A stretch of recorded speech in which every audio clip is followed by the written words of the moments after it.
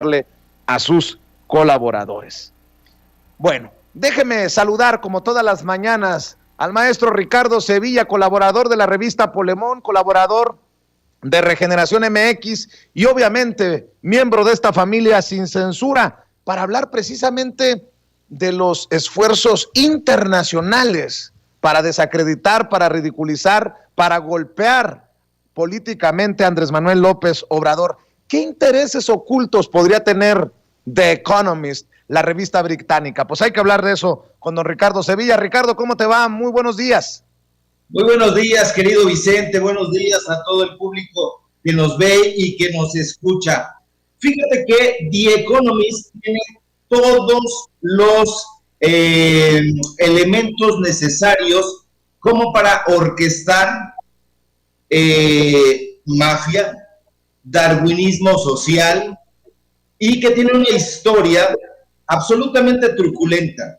Como yo he dicho en este espacio aquí con los amigos y las amigas de Sin Censura, únicamente nos vemos el ombligo y no nos asomamos a la historia del periodismo, a la historia de los personajes, de los opinadores, de los intelectuales y de los periodistas. Y la historia de The Economist en particular es absolutamente siniestra, y hay datos para probarlo. Fíjate que hay que recordar que The Economist tuvo como subdirector en sus inicios, porque es un semanario que, aunque se presenta como periódico, no lo es una publicación semanal, y fue dirigida por ahí de 1848 a 1853, si no mal recuerdo, por el filósofo naturalista Herbert Spencer. Pero fíjate que el nombre de Spencer es muy importante, porque Spencer, hay que recordarlo, fue el tipo que escribió aquel memorable ensayo que se llama Estática Social, y que fue publicado precisamente cuando subdirigía The Economist. Y ahí, en ese ensayo en particular, él apelaba precisamente a la desaparición del Estado. Spencer, por otra parte, y hay que subrayarlo, también fue el intelectual que acuñó esa frase que es un precepto del darwinismo social más defendido por el neoliberalismo, es decir, la supervivencia del más apto, y que aparece en su ensayo Principios de Biología. Entonces, The Economist siempre ha practicado desde sus orígenes el darwinismo social, la supervivencia del más apto, y toda esta ideología que defienden Enrique Krause, Héctor Aguilar Camín y los supuestos liberales que no lo son. Hay que recordar también, querido Vicente y público, que Karl Marx fue uno de los principales filósofos que los evidenció. Hay que leer, por ejemplo, el libro que casi nadie lo tiene a la mano, nadie acude a él, que se llama El 18 Brumario de Luis Bonaparte.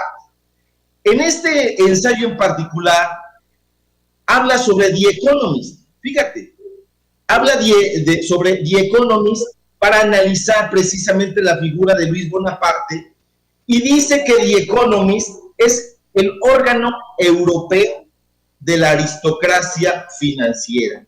Fíjate nada más, ya en ese momento se revelaba con todas sus señales de ser un vocero de los intereses de la monarquía en ese momento, de las clases sociales privilegiadas, que eran encabezadas en ese instante por Luis Bonaparte, que como las personas que han leído un poco de historia, que yo creo que son muchos, a pesar de lo que creen las élites, en 1851, en diciembre de 1851, orquestó e encabezó un autogolpe de Estado que fue precisamente impulsado por las páginas The Economist.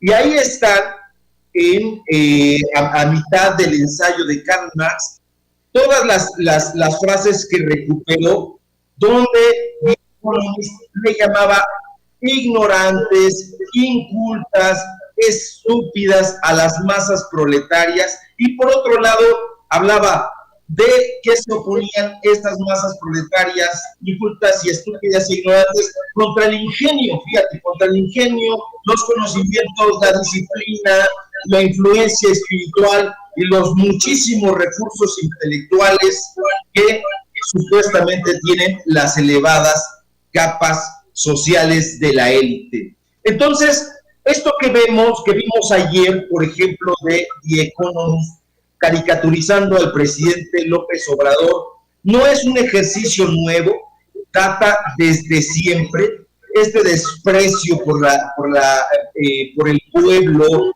por en la defensa de los intereses financieros, siempre ha sido el sello distintivo de esa publicación. Ahora bien, centrándonos más en la actualidad, hay que decir que los dueños de esta publicación son fundamentalmente dos familias, y las dos familias han sido señaladas por corrupción, por enriquecimiento ilícito, y son verdaderas empresas, corporativos, monopolios que han extendido sus tentáculos en todo el mundo. Y estoy hablando concretamente de la familia italiana Agnelli. La familia Agnelli es dueña del 46% de The Economist. Y a muchos les sonará el apellido Agnelli, porque estos accionistas principales de The Economist también son dueños nada más y nada menos que de la marca Fiat o Fiat, no sé cómo se pronuncie, pero que es si no es que la principal empresa en la industria automovilística en Italia y probablemente en toda Europa. Ahora, estos señores también son dueños, Vicente y público, no solamente de The Economist, sino de La Stampa y de La República, que son dos de los periódicos más importantes de Italia en este momento, además también de ser dueños del club de fútbol Juventus, y que se pueden dar la oportunidad y la posibilidad de pagarle cualquier cantidad de euros a personajes como Cristiano Ronaldo para que pateen el balón en su equipo. La gente que gusta del fútbol recordará perfectamente que por ahí de 2017 el directivo de Agnelli, que es accionista principal de The Economist y al mismo tiempo presidente del club Juventus de fútbol, fue acusado de mantener vínculos con la Ndrangheta, que es la organización criminal más poderosa de Italia y de Europa desde hace más de 40 años, es decir, desde la década de los 90. Entonces, este señor fue señalado y tomado en fotografías en reuniones con el capo más sanguinario de este grupo delictivo que se llama Rocco Dominello.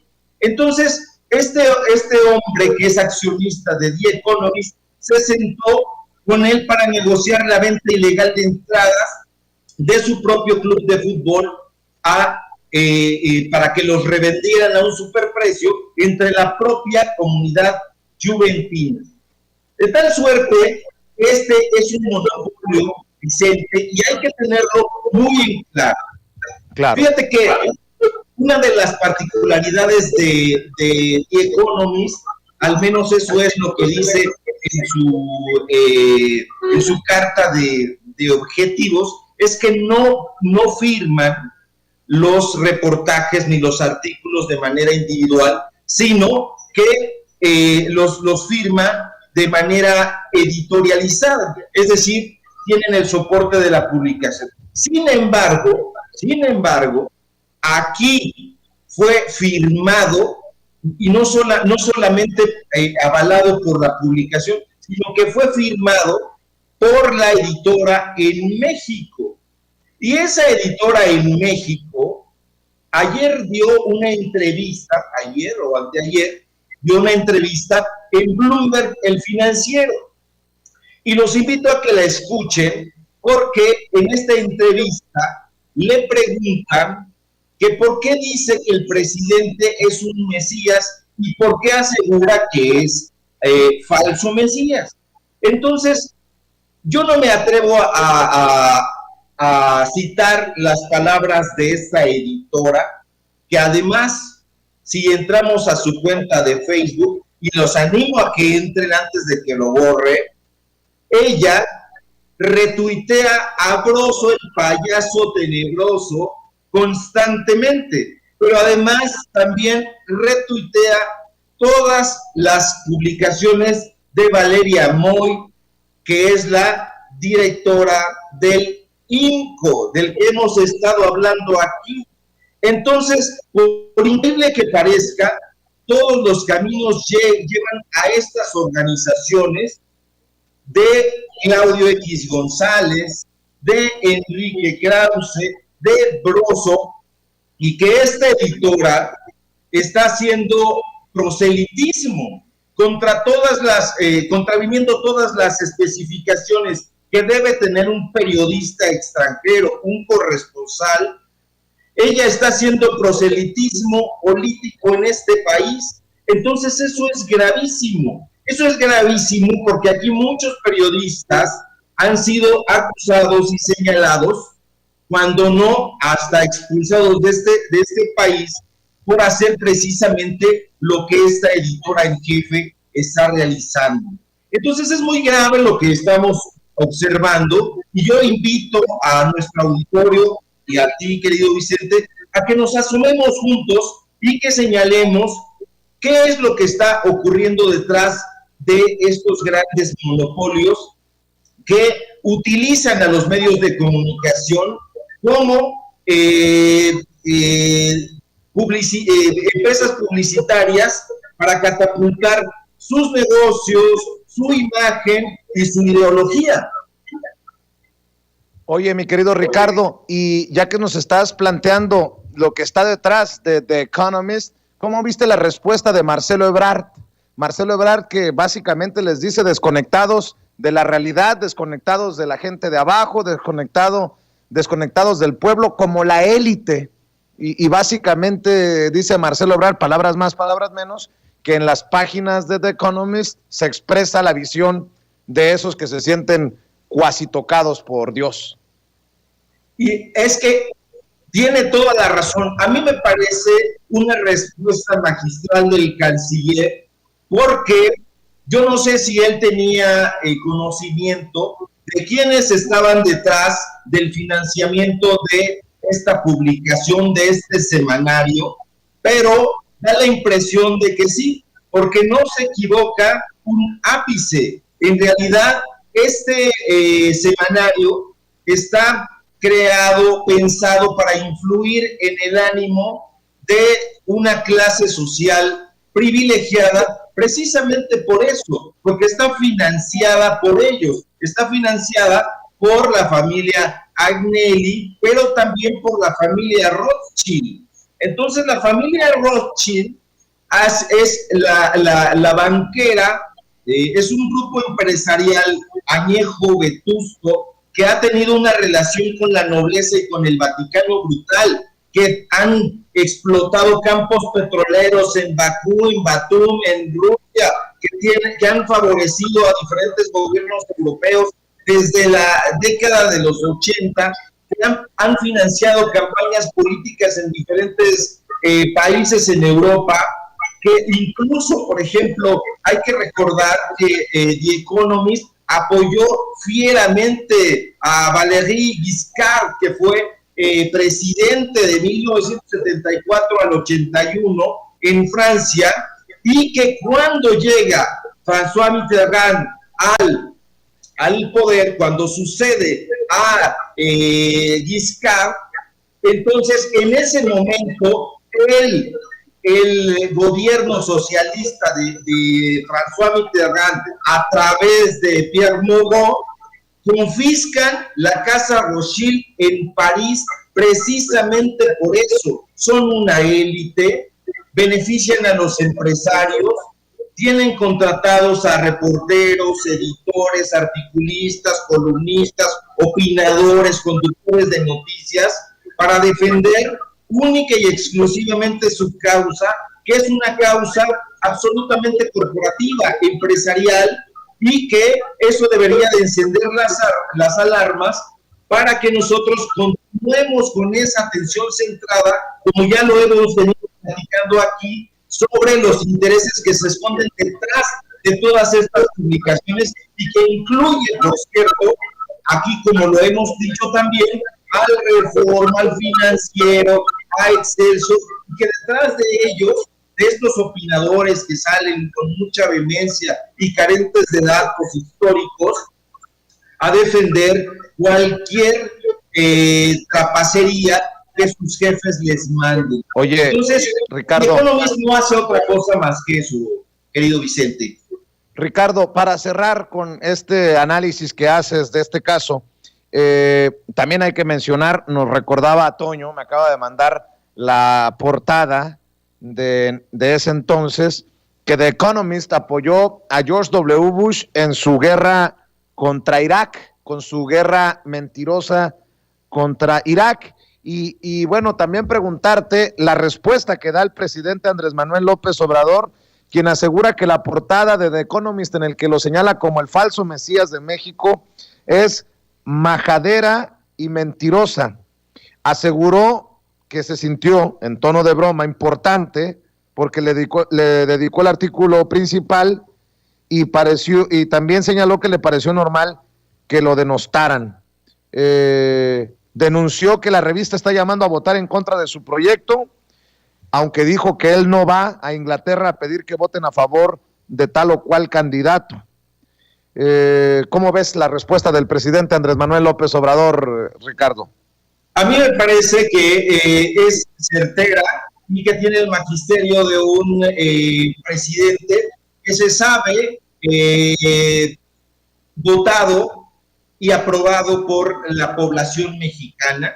Él lo dijo, lo mencionó esta mañana en su conferencia presidencial, y en efecto no está sorprendido porque se da cuenta perfecto de que este tipo de publicaciones tienen un interés detrás.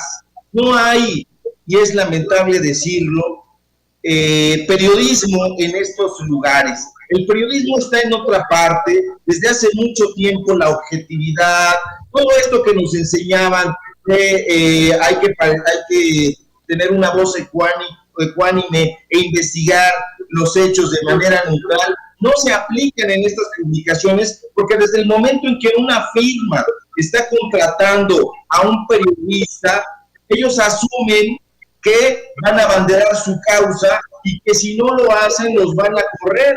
Ahí están las imágenes. Yo más tarde publicaré un texto en Regeneración MX abundando sobre esto, y voy a aportar fotografías donde vemos cómo este grupo de italianos que son dueños de Fiat o de esta firma automovilística y del Club Juventus, también han remolido a su antojo a los periodistas, a los editores y a los directivos de la República y de la Estampa en Italia, porque no se han adherido las exigencias editoriales de sus negocios. Entonces, recuperando un poco lo que decía el canciller Ebrard ayer, sorprende, no por la posición ideológica del medio, Vicente, sino por la virulencia y la fragilidad argumentativa. Eso lo dijo Ebrard, y entonces me parece muy revelador, muy concreto, y en efecto es una caricatura, y que lo único que propició fue que una ola de memes circulara por las redes sociales, pues hablando justamente de toda esta pantomima que este medio de comunicación celebra, y que hay que recordar e insistir que se enriqueció al amparo de las compañías, de las grandes compañías que han extendido su monopolio en todas partes del mundo, incluido este país. Así es. Mi querido Ricardo Sevilla, cerramos otra semana laboral con los análisis que nos compartes a través de Sin Censura. Y bueno, pues te voy a pedir que cerremos invitando a la gente para que te busque en los diferentes trincheras en donde escribes y para que te apoye en redes sociales, y obviamente pidiéndote que nos acompañes en la semana antes de las elecciones, que creo que es cuando más eco tendrán las palabras, las declaraciones, los análisis que realizas. Claro que sí, muchas gracias, querido Vicente, y es un placer compartir contigo, lo digo de frente, lo refrendo, y muchas gracias por abrirme esta pues sí, es una trinchera, porque estamos haciendo periodismo de riesgo, periodismo con datos duros, e insisto, te agradezco mucho la deferencia. ¿Me pueden seguir, por favor, en @Sevilla Crítico, que es mi cuenta de Twitter, y en los textos que publico en Regeneración MX y en la revista Polemón? Y por supuesto aquí en Sin Censura. Querido Vicente, público, amigos, amigas, nos vemos la próxima semana. Tengan un excelente fin de semana y los abrazo desde la calurosa Ciudad de México. Te mando un abrazo, muchas gracias. Es Ricardo Sevilla hablando con nosotros Sin Censura. Y bueno, tenemos